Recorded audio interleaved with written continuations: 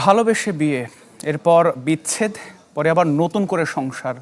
সেই মধুর সম্পর্কের পরিণতি হলো করুণ।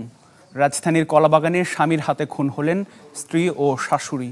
ঘটনার পর 1 বছরের শিশু সন্তানকে নিয়ে থানায় আত্মসমর্পণ করেন স্বামী। ভালোবেসে বিয়ে করেন মাদারীপুরের শিপন ও শরীয়তপুরের ফারজানা। দাম্পত্য কলহে একবার বিচ্ছেদ হলেও দুই পরিবারের মধ্যস্থতায় আবারও বিয়ে করেন তারা। তবুও কাটেনি সম্পর্কের টানাপোড়েন, শেষ পর্যন্ত দ্বন্দ্ব গড়ায় হত্যায়। শনিবার গ্রামের বাড়ি থেকে ফিরে কলাবাগান শ্বশুর বাড়িতে ওঠেন শিপন।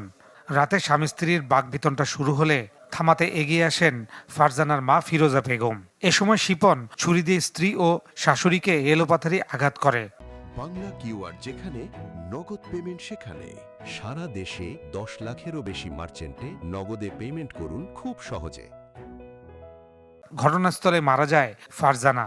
গুরুতর আহত অবস্থায় ঢাকা মেডিকেলে নেওয়া হলে মারা যান ফিরোজা বেগম।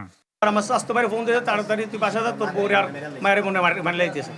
আমি রিক্সালের দোকান আসি, আইসা থেকে মেয়ের ডেট এমনি দিছে, বউ একটু কোনো রকম দম সারতেছে, আমি এই লয়ে আমি ঢাকা মেডিকেল গেছি।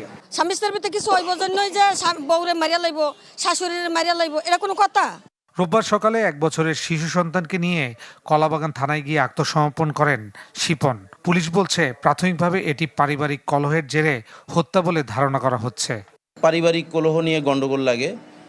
গন্ডগোল লাগার এক পর্যায়ে শাশুড়ি এসে মেয়ের পক্ষ নেয় আর কি।